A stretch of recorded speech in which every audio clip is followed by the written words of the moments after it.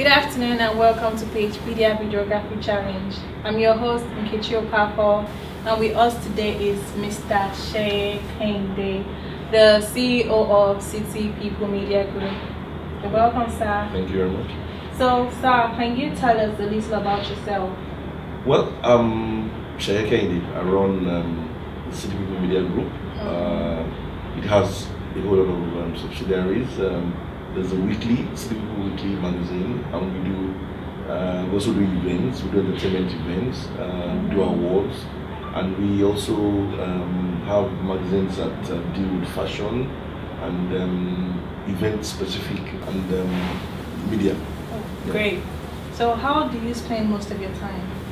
Well, I go with the flow. I go with events as they occur. I can't plan any day because you can, if you plan, something else will happen, and so just come. So just comes and I flow with it. And you just go ahead. Yeah, then I also attend events a lot, so I get to, and I do office work. I combine so many things. I'm always on the move.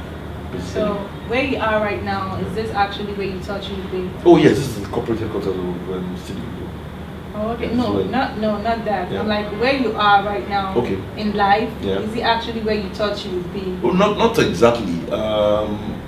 Of course, it's like you grow up and you just hope that you become successful at what you do. And if I say that, I mean, I was not sure I won't be saying the correct thing. I just believe that at some point I'll break even, I'll get it, I'll hit it big, and I think I'm quite happy and comfortable with where I am now. Yeah. Oh, nice. So what would you say is or was and still is your greatest weakness?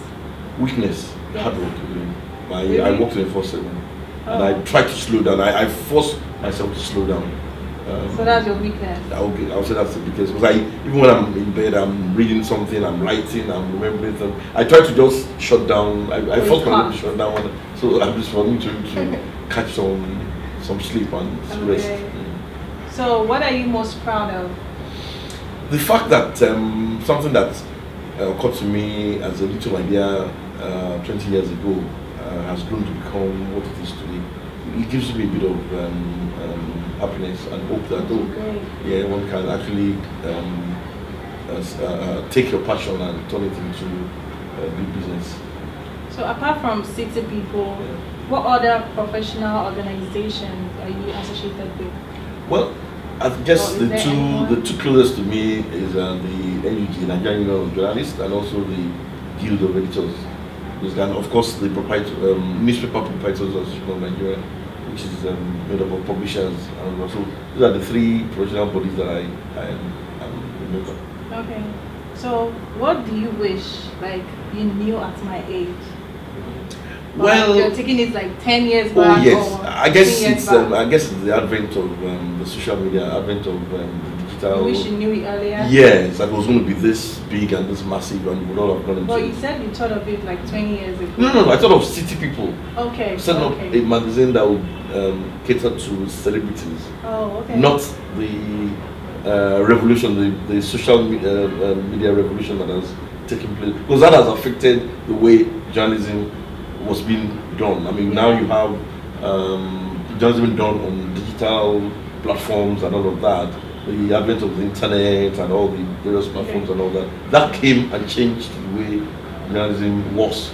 And to that extent, if one knew that it was going to be this drastic and it was going to come this way, then of course a lot of other things would have been part of it. So if you were to go back again, what do you think you would have done differently? We would have also developed an interest in that area earlier than we all did, and all that. It took years before we even knew that it was going to have the kind of effect it has today. So, to you now as a person, what would you say empowerment means? Empowerment means helping people realize their dreams, and we all have something embedded in each and every one of us. And empowerment means either providing a platform or encouraging people to be able to actualize their dreams, basically. So, as you are now, have you empowered anybody? Oh yes, a lot of people who work with me, a lot of people who are attached to me and all of that, they all have links and linkages with what I do, basically. I try to talk to young people, I try to encourage young people to flow with their dreams and all of that, and that's why even my kids, I tell them to just do what they want to do. I don't go at the days when you say, oh, you must be this, you must be that. Just flow with what you think makes you happy, and then you find fulfillment in it. Okay. Yeah. How do you approach the unknown? With a lot of confidence, because I know that nothing. I think I got to that point not too long ago where I realized that nothing really will be different from what has happened. So I take the unknown as a given, that at some point you will be faced with such realities. So you use your confidence to conquer it all. To conquer it. I know that this would also pass. I mean, this challenge will also pass, so this reality will also pass. So I am putting your confidence. Okay. How do you keep your feelings from clouding your decision making or your judgment?